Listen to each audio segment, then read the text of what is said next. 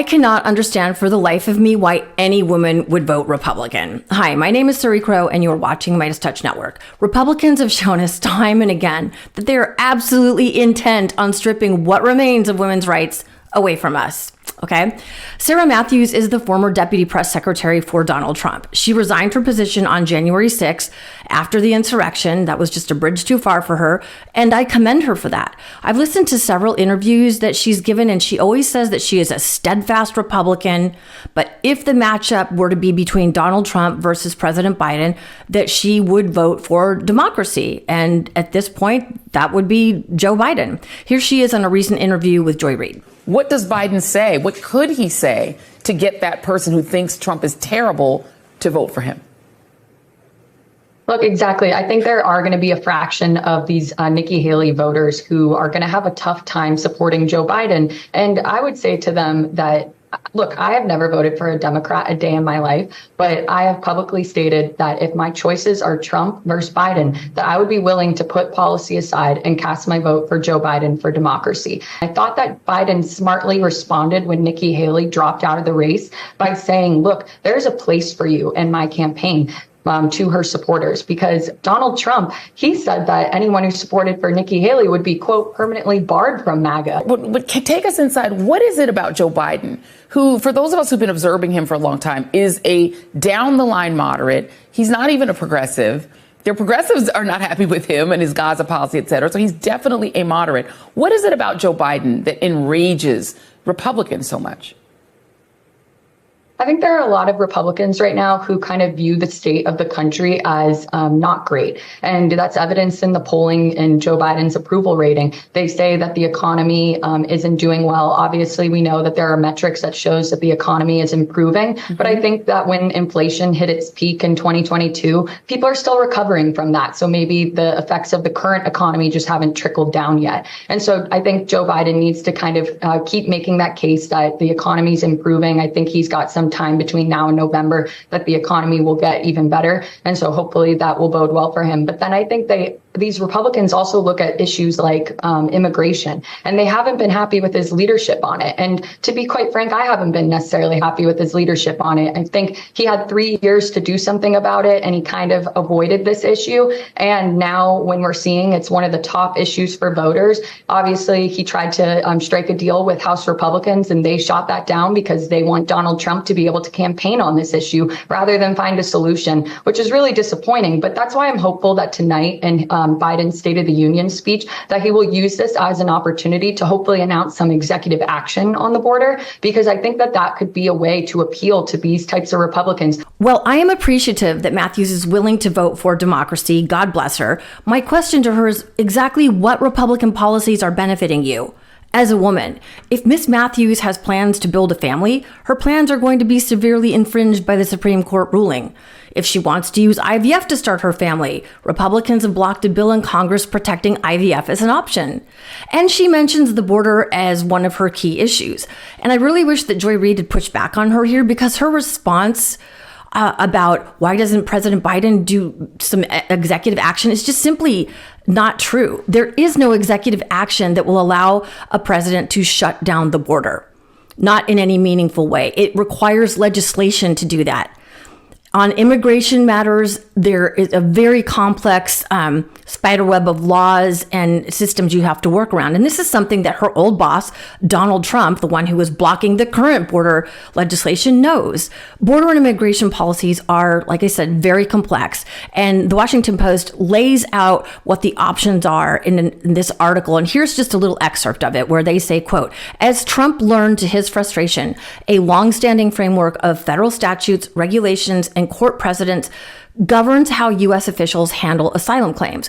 Now, whether Biden acted too hastily to unwind Trump's patchwork of fixes, referring to the family separation that Trump inflicted upon immigrants, and whether Trump's actions were effective or ineffective and cruel is a matter of opinion. But the federal courts repeatedly trimmed Trump's immigration sails by saying he was overstepping the law, which suggests a new law might be necessary. Yes, a new law is necessary.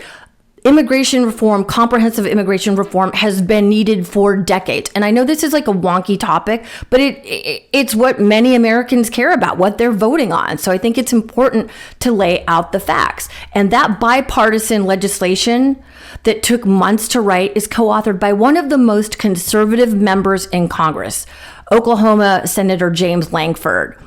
But it was killed by Mike Johnson at the behest of Donald Trump. Here's President Biden just calling the Republicans out for this at the State of the Union, the same Republicans who are refusing to vote on this very hardline immigration legislation when all they're doing is complaining at him about the border. In November, my team began serious negotiation with a bipartisan group of senators. The result was a bipartisan bill with the toughest set of border security reforms we've ever seen. Oh, you don't think so? Oh, you don't like that bill, huh? That conservatives got together and said it was a good bill? I'll be darned. That's amazing. That bipartisan bill would hire 1,500 more security agents and officers, 100 more immigration judges to help tackle the backload of 2 million cases, 4,300 more asylum officers, and new policies so they can resolve cases in 6 months instead of 6 years now.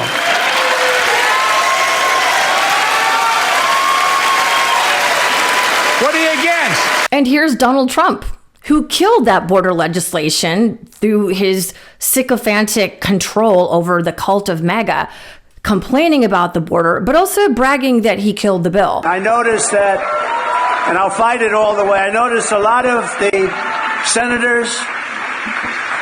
senators are trying to say respectfully they're blaming it on me. I said, that's okay, please blame it on me, please, because they were getting ready to pass a very bad bill. I speak to says how horrible it is. Nobody explained to me how allowing millions of people from places unknown, from countries unknown, who don't speak languages. We have languages coming into our country. We have nobody that even speaks those languages. They're truly foreign languages. Nobody speaks them. We can't even understand what Donald Trump is saying, and he's criticizing people who are using another language called Spanish. He does not want America's borders to be more secure. No, not until he's back in office. He only cares about himself and winning. Who does that? Not a person who cares about America. No, he cares about Donald Trump and Donald Trump only. By the way, going back to President Biden, his first year in office, he asked Congress for $14 billion with the B dollars to fund and strengthen additional border security, hiring extra Border Patrol agents, more judges to move quickly through asylum claims, fentanyl machines, which he mentioned in the State of the Union, which are now sitting unused because this border legislation is being held up. Like all the Republicans complain about is the border, and fentanyl. And now all this state-of-the-art technology is sitting unused because Republicans refuse to pass this hardline immigration legislation. Like it's just ridiculous. And, you know, Republicans blocked President Biden the first 2 years when he requested that $14 billion, and they're blocking him now. So going back to when I hear Republicans like Sarah Matthews complain about Biden's policies, I'm like, first of all, let's lay out the facts here. President Biden has been trying to increase border security since he got into office. It's your party that is blocking his ability to do that. And then what else are you upset with policy-wise? His on-fire economy, literally the strongest economy in the world right now, the lowest inflation rate in the world, record jobs reports coming out again for February, his huge infrastructure legislation that Republicans who voted against are all taking credit, and President Biden called them out at the State of the Union the other night on that too. And thanks to our bipartisan infrastructure law, 46,000 new projects have been announced all across your communities. And by the way, I noticed some of you strongly voted against it, or they're cheering on that money coming in. I like it. I'm with you. His drive to stem the growing climate crisis that impacts each and every one of us who lives on planet Earth, that includes MAGA Republicans, his expansion of healthcare for millions of us, his steadfast support of women through the co-authoring or the writing of the Violence Against Women's Act, and he reenacted it when he got into office as president, and his promise to codify Roe if he gets a Democrat Congress and Senate in the next term. So seriously, Sarah, if you happen to be watching, hit me up, because I'm curious. I'm wondering why you would have to hold your nose to vote for one of the most successful presidents in modern history. It should be an easy choice, especially for you as a woman. Let me know what your thoughts are in the comments, guys. I would love to hear. And, let's make sure that we fight back with facts. There's so much disinformation. Lord knows that the right-wing media ecosystem is pushing straight up propaganda all day long, and so are their politicians. So it's really important for us to know the facts, which is why I wanted to quickly lay them out here regarding border policy. Let's deal with facts, not just yelling and screaming in your weird hat, Marjorie Taylor Greene. Anyway, again, that's what we try to do here on the MeidasTouch Network, is give you the information and facts and lay it out for you in a way that isn't crazy. Like, here is what's really going on. My name is Suri Crowe for the MeidasTouch Network. Thank you so much for joining me today, and I hope to see you back here very soon. Peace. Love this video? Make sure you stay up to date on the latest breaking news and all things Meidas by signing up to the MeidasTouch newsletter at MeidasTouch.com/newsletter.